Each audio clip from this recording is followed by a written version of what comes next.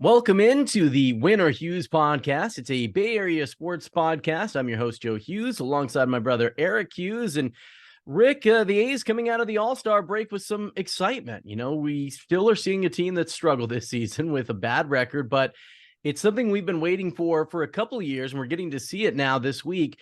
The A's calling up a pair of their top prospects, actually three of their top prospects. Tyler Soderstram, you got Zack Gelof, and Freddy Tarnok all called up, made their A's debut or their big league debut for Gelof and Soderstram, and A's debut for Freddy Tarnok. But these are some of the players the A's were counting on for that rebuild. And that's kind of what happens for the A's with, you know, a 3 or 4 year window where they're competitive and then they go into the tank. Maybe not as bad as we've seen this season and last year, but that's kind of been their model for, 2 decades now. And when it does start to get exciting, when you see those players that they're expecting to be pillars of that next kind of rebuild. And in this last model, that was guys like Matt Chapman, Matt Olson, Sean Murphy. When those guys came up, it really changed the whole vibe. And this week, it's only been a small sample size. It kind of feels like that's what we're seeing right now with these top guys like Soderstram and Gelof getting the call up.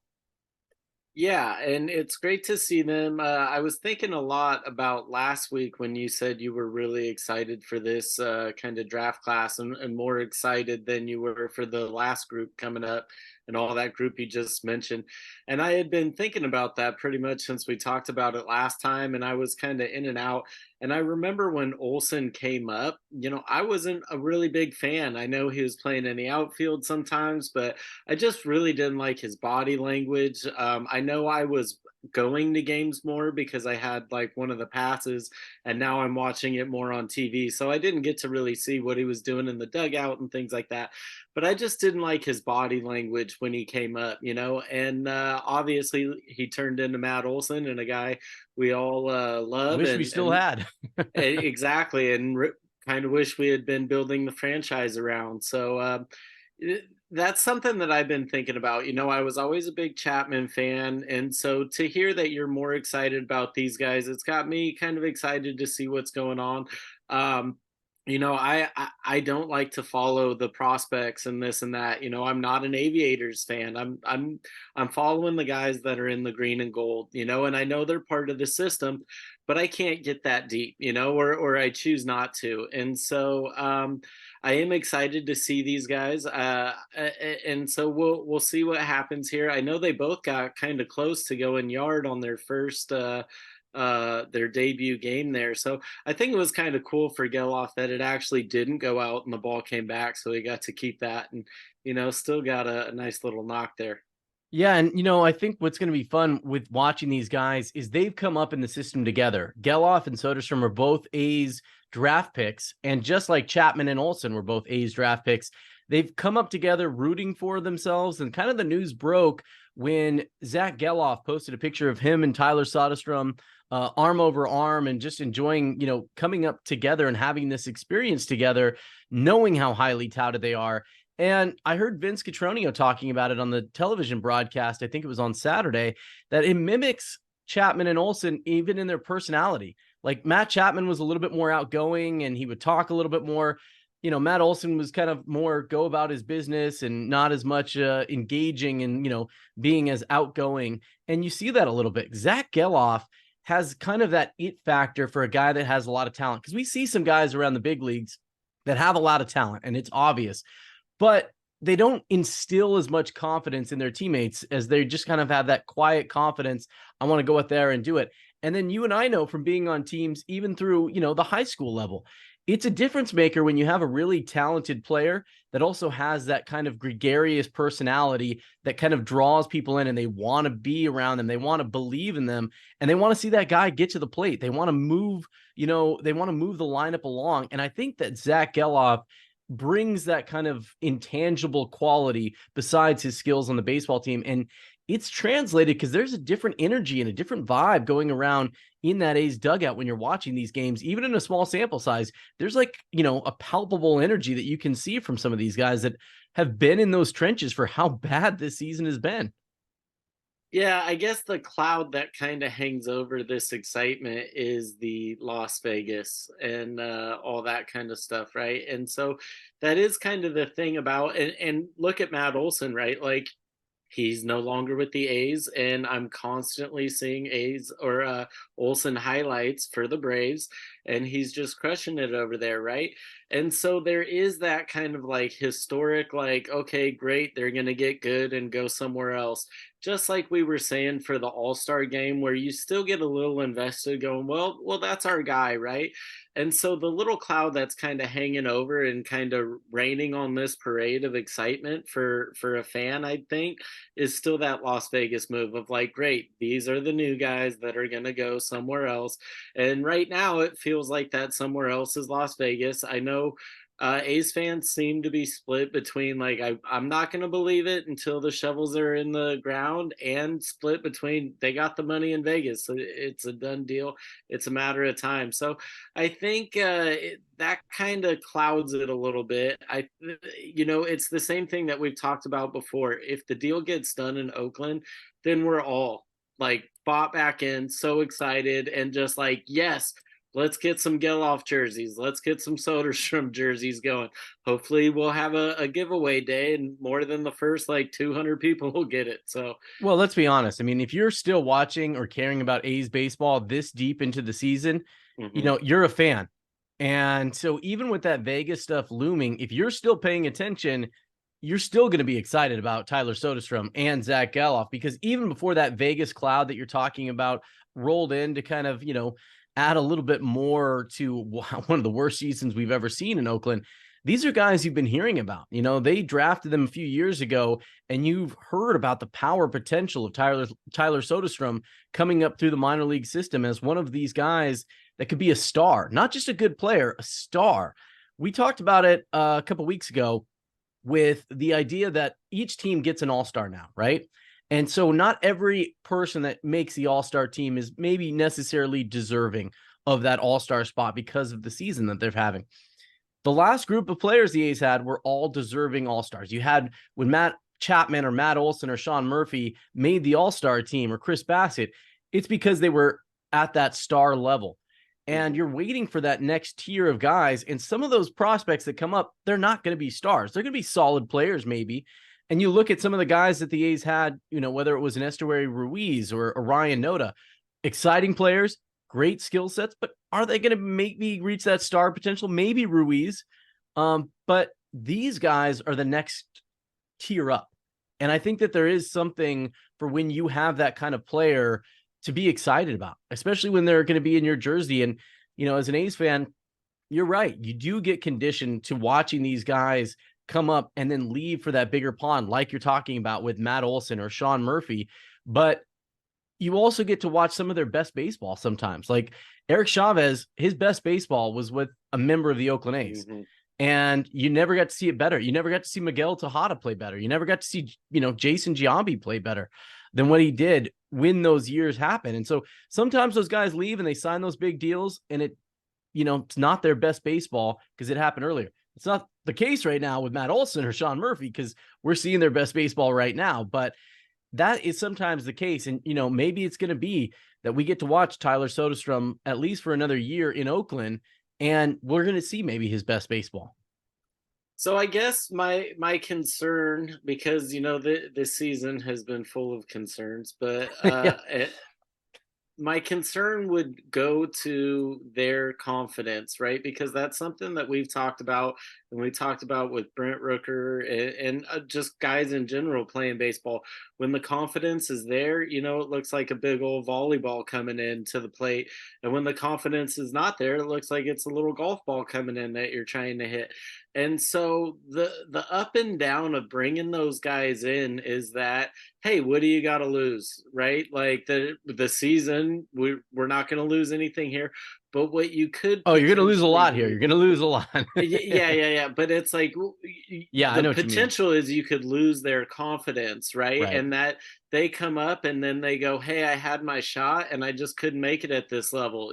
Like my best just wasn't good enough for the top. I'm a good I'm good for the AAA. I'm a good guy there, but I tried everything I could and I couldn't cut it. So that is, I think, something that needs to kind of be watched out for, because you don't want guys to come up too early because you're like, we got nothing to lose, and then it just really rocks them mentally, so that would be my concern. Hopefully they've got the right attitude for it. It sounds like they've got a great relationship with each other, and they can rely on each other and push each other to hopefully continue and develop and get through any slumps together.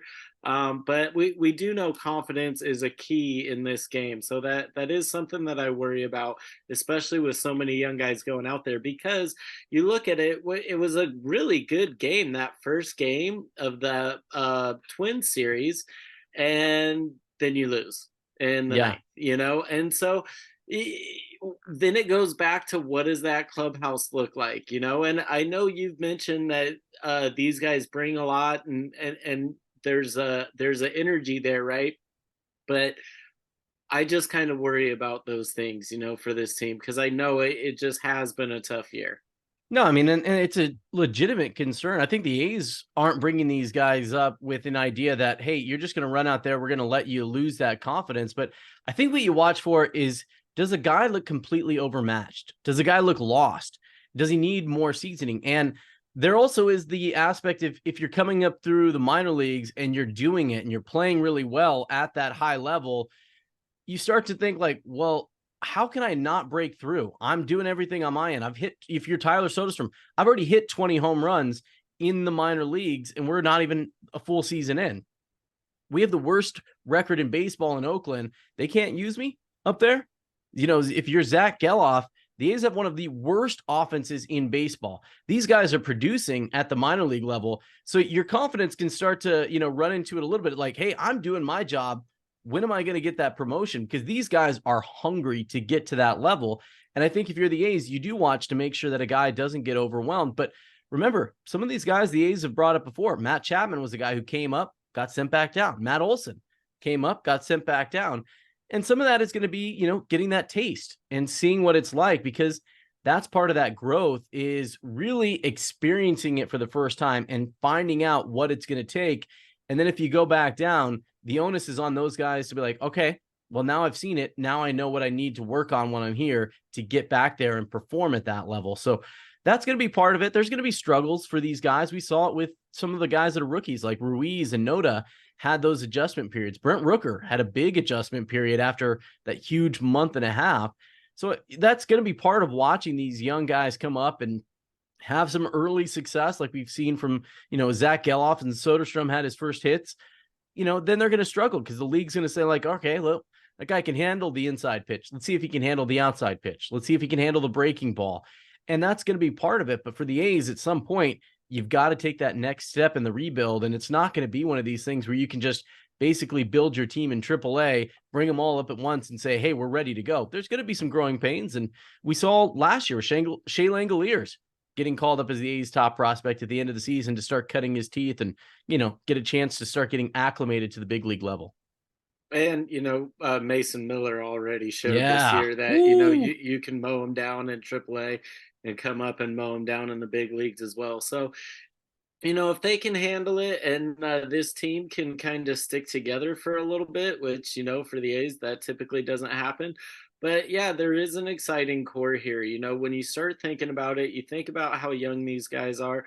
You think about the areas they've been struggling and that they are improving in that. I know Miller came up because pitching was a big challenge.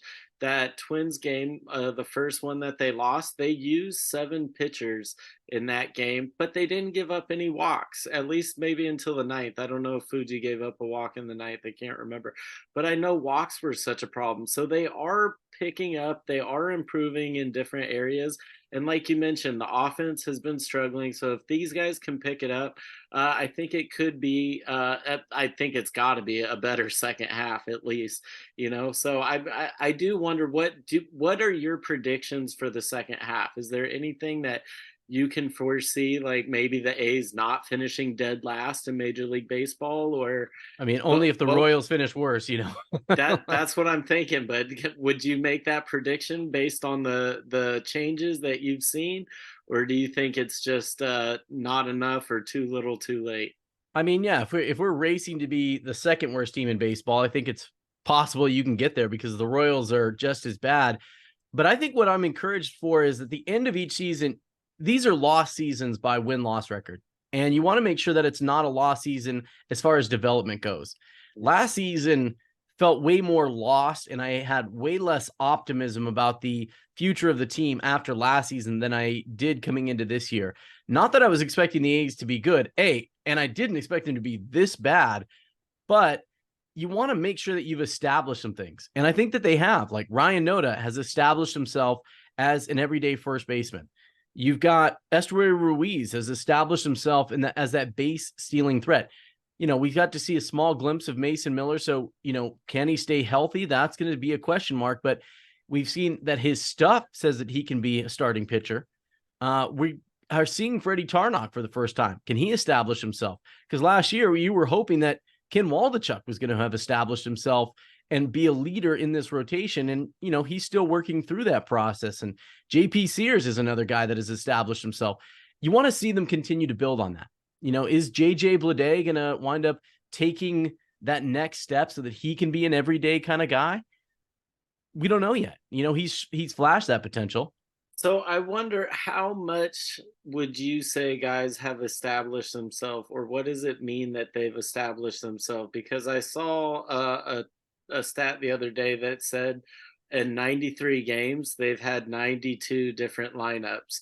So, you think about some of these other teams, established means that's the everyday player in that position. Right. To have 92 lineups in 93 games, it doesn't seem like anyone's very established. Yeah, but who's in there all the time? Because even if they are doing a different lineup, it could mean that, Ryan Noda's leading off this day and then he's hitting second because Ruiz is playing. And so like that's part of it. But who's playing every day? The three guys that we keep talking about, Ruiz, Noda, and Rooker, have established themselves in that lineup. And Rooker maybe a little less so than Noda and Ruiz. But, maybe we see that confidence that we've been talking about now that he's been an all-star help him kind of reaffirm what he has been able to show in small sample sizes. And then you're right. After that, it's who's going to be our everyday second baseman. Is Zack Gelof going to be that guy? Is Tyler Soderstram? Where are the A's going to play him long-term? Because Shea Langoliers has established himself as the catcher right now. Ryan Noda at first base. The other option is DH. Or do the A's start seeing if Tyler Soderstram can play third base? And you start finding out where these guys are going to play. And I think that that's a big part of it. And you don't want to have everyone be positionless. And speaking of Shea Langoliers, I know that he's your guy. I found something interesting this week I wanted to share with you, because one of the changes that's coming to the big leagues is the robot umpires, right? That's something that's being tested in the minor leagues right now. Two different systems. One is that the robot umps call every single pitch. And another one that there's a challenge system that the hitter can, tap his head and they challenge it. And you get so many challenges a game on a ball and strike call. That's being tested in the minor leagues to see which system works better. The idea is it's going to bring, more clarity to the strike zone and hopefully a more efficient strike zone, which is good because that's an area that Shea Langoliers has struggled with this year. I was following Codify on Twitter. They had this, that no catcher in baseball has had more balls called a ball that were in the strike zone than Shea Langoliers. It's over 256 pitches that were in the strike zone that were called a ball. And you see some of that is his pitch framing. Some of it is the A's pitching, which is sometimes finding the strike zone. Even if he's over here, they find the strike zone over here, and he's got to move his hand over there. And the optics of that not getting the call has been a problem. But that goes against him in some of these pitching metrics where he's been really good, something we've been talking about. He is elite, among the elite players in runners caught above average trying to steal. He's right there with Sean Murphy. We've been talking about the great throws that he's been making, putting it right there. He's a guy that is primed to benefit from the robo ump. When that pitch that he's not framing well, or he's reaching across, is now, doesn't matter that the optics didn't look good. If it's in the strike zone, it's a strike. And that is going to benefit him because we've been talking about that transition that he's making, trying to learn all these new pitchers and how to handle that position every day. And if they can take this thing that he's really weak at and make it a strength by him not really having to do anything other than the work he's already putting in, he's got that real star potential for that position going forward in the future. So where do you think the A's go with that? Because I saw Soderstrom already was playing catcher on, I think, his second game up. Yeah. Knowing that with Langoliers came up, they had him splitting time with Murphy, but they clearly also had the intention of trading Murphy. Right. And so when you've got Langoliers, who's a young guy that you're still trying to develop, and like you said, next year with a rule change may be elite, but the way he's playing right now, over 250 strikes, he's giving up his balls. Is that what you said? Yeah, it's More or less. 256 pitches that were in the strike zone that were called a ball. And some of that goes to umpires' discretion, you Yeah, know. and So the not pitchers just too. Yeah. yeah. And so I got you on that, but with them already putting Soderstrom behind the plate and going, you know, hey, we're still trying to figure out where he fits in, but knowing you're still trying to develop Langoliers, and that takes away from opportunities for Langoliers. So do you feel like Soderstrom coming up kind of puts Langoliers on a hot seat? Not on a hot seat. I think that there will be a change in that he won't maybe catch as many games as he has been, where it's kind of been more of a traditional, he's going to catch, 4 out of every 5 guys and then, get a day off. But I think you're going to start seeing him maybe DH a little bit more, getting some chances. And Tyler Soderstrom will probably play first a little bit more. And the A's will try to figure out ways that they can mix and match their lineup in a way that they can maybe deploy guys that aren't starting a little late when it's something that they can find an advantage. And we saw that, I think it was the game on Saturday against the Twins, when the A's were down 6 runs, they worked their way back, they managed to tie the game, and they were looking for an advantage. They had Brent Rooker on the bench that day, and they got a lefty that was on the mound. They decided, well, this is a good time to bring in Brent Rooker. He didn't start that day, but coming in that big at bat. So if it's Shea Langoliers not starting that day, or Tyler Soderstrom, who I think they're going to try to start as much as they can, or say Ryan Noda, when that advantage presents itself later in the game, they won't be afraid to make that move and make that adjustment. And the big thing, you want to make sure, this is going to be Mark Kotze's challenge. You want to make sure all these young guys, like you're talking about, are getting playing time. Otherwise, it's a waste. They should be down in the minor leagues. If you don't have playing time for them here, it's better for them to get at bats for those young guys, whether it's a Langoliers, a Tyler Soderstrom. You can't do that with Ryan Noda. He's got to stay on the big league roster, and there's no reason to. But, if you're finding that it's a challenge, that's where a move might get made. And the guy that's going to be on the bench more often than not right now is probably going to be a guy like Carlos Perez, unless they're able to find a way to trade him, because those are the guys that are going to lose at bats. It's going to be Tony Kemp's at second base. It's going because Zack Gelof is going to play. It's going to be those veterans losing out to the opportunity for some of these younger guys, just in the reality of the A's are 25-69 heading into Sunday. And, it's about developing these guys. And that's where you're going to see the A's look about, hey, how many veterans do we need for mentorship? And how many are we better off trading away and seeing if we can get even like small pieces or a bullpen piece that's going to be in the minor leagues that can help us in 2 or 3 years, rather than use a roster spot on a guy like Aledmys Diaz or Tony Kemp right now. So what do you think happens with Aledmys Diaz, Jace Peterson, seeing a couple of these younger guys coming up right now? Well, I think that those guys are probably, they have some deals. They've got long-term deals. They're not signed on a 1-year deal, so they're probably not sweating because they're getting paid no matter what. But I think that, you look around baseball, Rick, and it's with these added playoff spots, I think some of these guys are going to be the kind of guys that teams are looking for, because outside of the guys that you've heard, like a Shohei Ohtani or maybe a Marcus Stroman, that may be those elite level players that can really make a difference in a playoff race, I think too many teams are going to be in the mindset that we're in it, that we're competitive. We have a chance to get that playoff spot. So they might not have that big a market. And if you're filling out your roster, maybe you need a veteran infielder that can play multiple spots like Aledmys Diaz or Jace Peterson. Maybe you need another strong reliever like Trevor May. Maybe you need some of these guys, and the A's will start looking to move some of those guys or even packaging them together to see what they can get to kind of help add to their own roster. Because that's my prediction, is that the A's will try to move at least some of these veterans, whether it's Trevor May or Tony Kemp, even as beloved as he is in Oakland, the A's are going to just start looking around and be like, Tony, we love you. Everything that you've done for this organization, thank you. But it's going to be best for your career if you seek an opportunity, maybe with a veteran team that has a chance to win this year, because we are in the development side and we're not going to be able to offer the same opportunity that we had last year or the year before when we were competitive.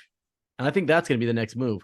But for you, when you're watching these, just curious as a fan, and you've been talking about that dark cloud, do you watch for that kind of wow factor? Because you said even like with a guy like Matt Olson, when he came up and you weren't quite kind of impressed with, maybe his body language and everything, but he was able to turn it around with his performance on the field. So what does it take for you to get engaged, to get excited about these guys?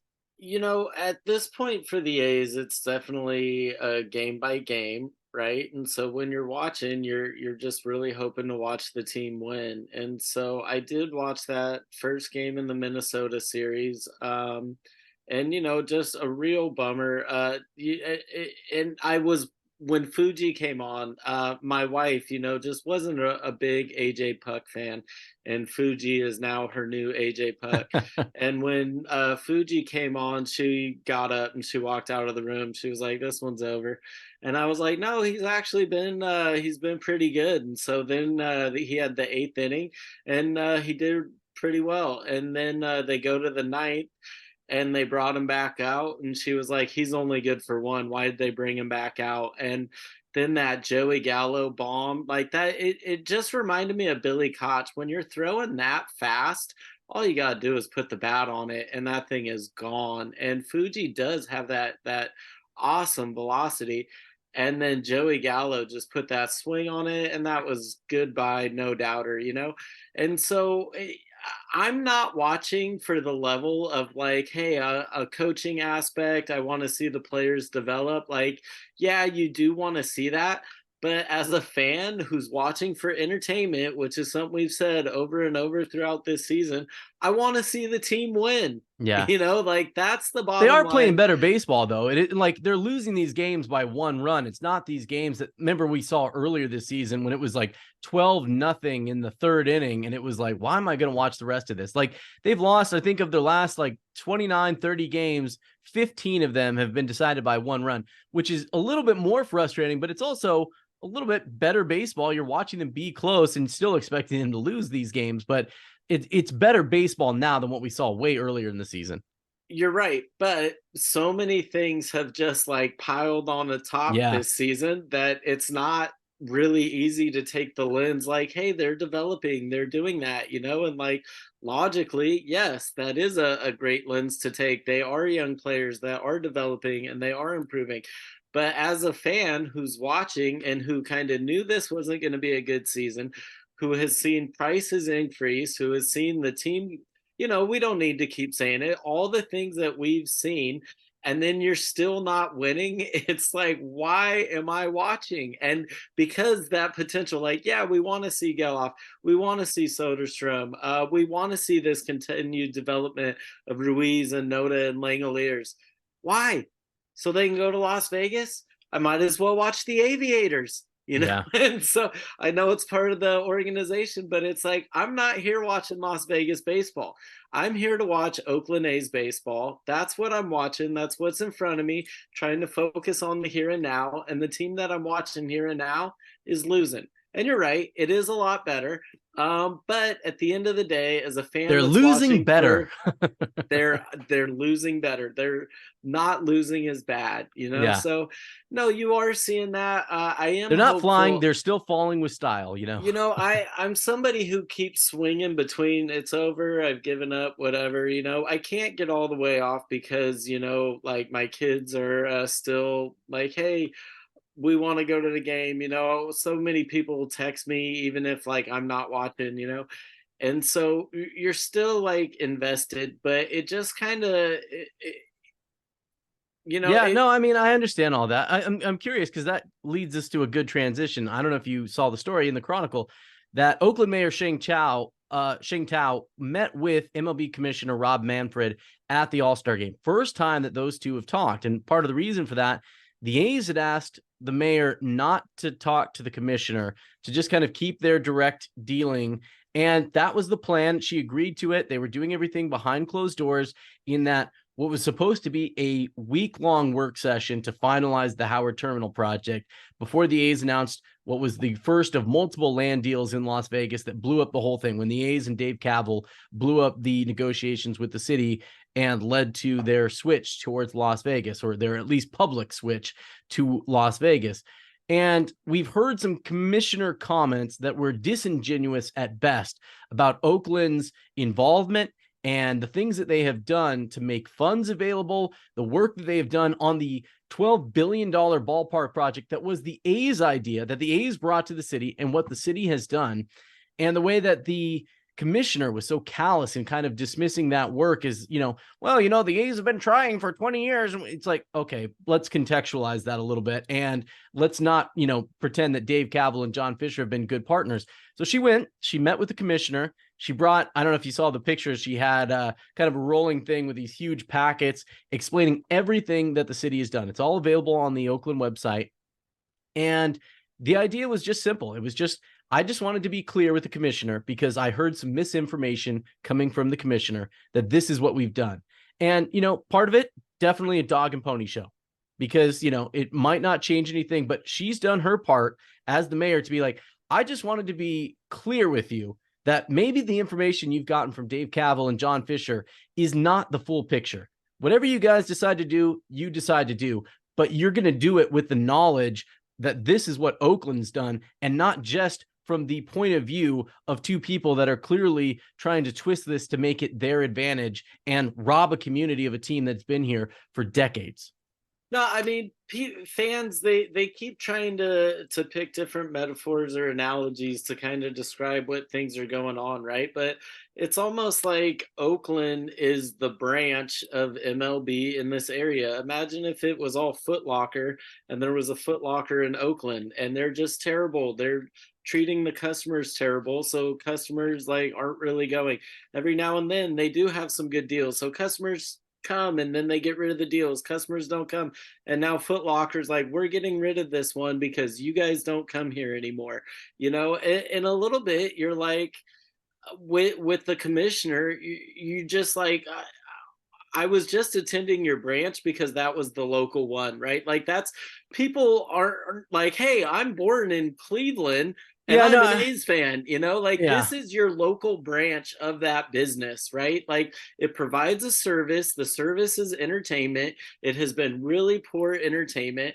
And now the Foot Locker guy is pretty much going, well, we're leaving. In some ways, you're like, good riddance, And so that is frustrating to see the mayor come out and do that. And I know I've heard the thing go, well, we know the mayor got in late, and so there's this thing. It kind of gives you a little bit more of that hopium, right? And it kind of does, that hopium is what makes you go, come on, Gelof, come on, Soderstram, let's keep it going. But then a little bit, you're also like, man, I'm just kind of tired of Foot Locker. I'll go get shoes somewhere else. A little bit, you're like, I'm tired of baseball. Yeah. There are other sports, so that's where I am as an A's fan. That partly goes back into answering your last question. Yeah. And I think that, differentiating from that is like, you're not a fan of the owner. We got into this as A's fans long before John Fisher bought this team. I think that that's a hard thing for the media, some media members that cover this professionally, to get that sense that fans of a team are not fans of the ownership on down.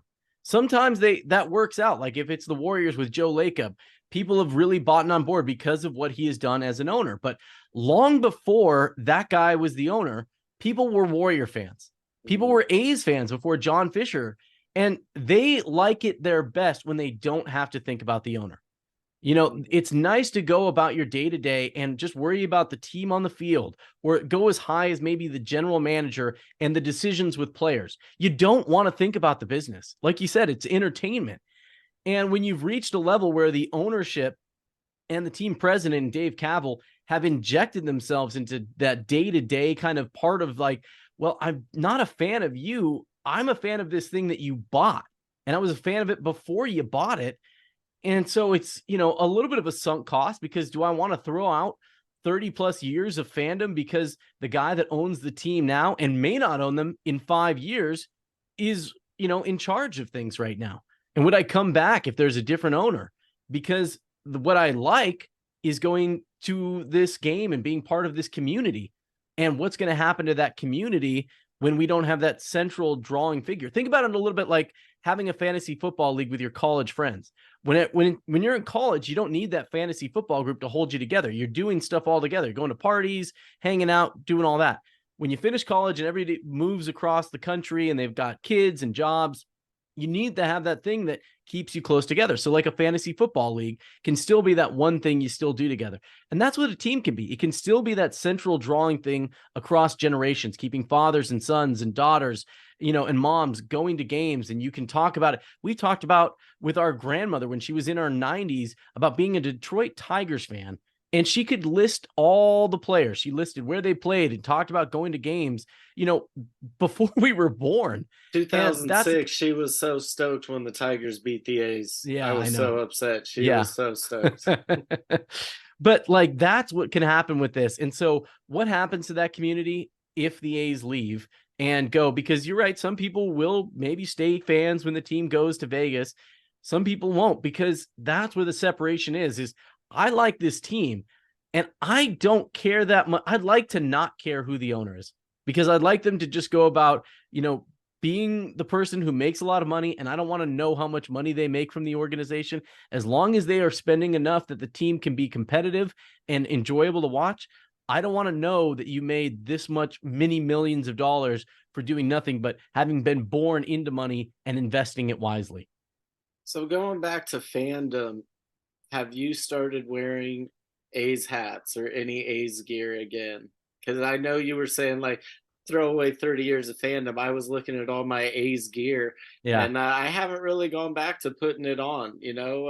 I put some on for the reverse boycott, but in general, and I've got apparently a collection of A's hats, but I didn't know it was a collection. But now I've actually gone out and bought a non-A's hat, and that's kind of my go-to hat right now. What about you, though?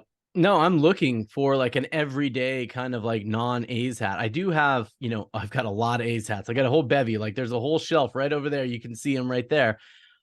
Looking for some other non-A's or 49ers or even a Warriors hat, just kind of an everyday hat, because, sometimes you just want to do your hair. Sometimes it's hot and you want something to, protect you.